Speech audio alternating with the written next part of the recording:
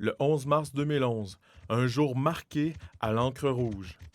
Un séisme au large des côtes nord-est du Japon provoqua un raz-de-marée qui frappera de plein fouet les côtes du Pacifique.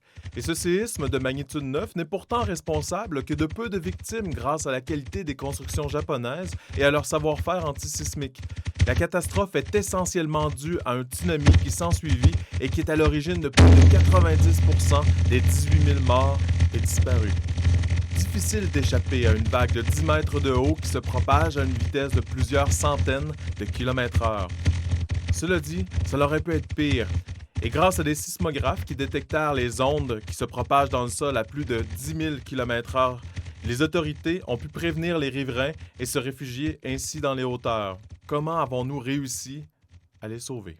Pour le comprendre, il faut analyser les ondes progressives. Une fonction qui permet de décrire une onde progressive devra dépendre à la fois de la position, mais aussi du temps. Lorsque nous avons le symbole négatif en avant de la vitesse, la forme de l'onde va se déplacer vers la droite. Maintenant, si la fonction d'onde a un signe positif en avant du terme de la vitesse, la fonction va se propager vers la gauche. Dans le cadre du cours, nous allons nous intéresser spécifiquement aux ondes progressives sinusoïdales. La longueur d'onde lambda est la distance parcourue par l'onde durant une période t. La longueur d'onde est donc un cycle complet dans l'espace, la période étant un cycle complet dans le temps. La vitesse sera donc la longueur d'onde divisée par la période. La vitesse de propagation est la longueur d'onde sur la période. La fréquence est l'inverse de la période, donc si nous voulons avoir la vitesse en fonction de la longueur d'onde et la fréquence, nous savons maintenant que la vitesse de propagation est égale au produit de la longueur d'onde et de la fréquence.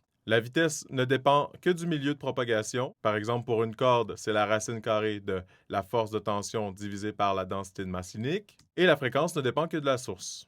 La longueur d'onde lambda s'ajuste pour que l'équation soit vérifiée. Une onde sinusoïdale est décrite par la fonction suivante. La position en y va dépendre de la position en x et du temps, est égale à l'amplitude fois le sinus de la phase.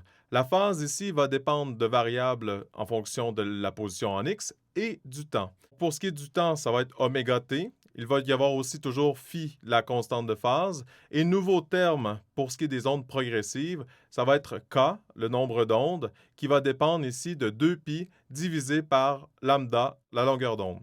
Si jamais la fonction d'onde a un signe négatif en avant du oméga, nous allons avoir une onde qui se propage vers la droite. Si nous avons une onde sinusoïdale avec un terme positif en avant de oméga, alors l'onde va se propager vers la gauche. L'onde présente deux périodicités, l'une dans le temps et l'autre dans l'espace. Nous avons ici-bas deux graphiques, un qui donne l'historique du point en fonction du temps et l'autre nous donnera une photo de l'onde à un instant bien précis. Dans les deux cas, nous avons une fonction sinusoïdale. Il faut distinguer la vitesse de propagation de l'onde et la vitesse transversale de l'onde en un point.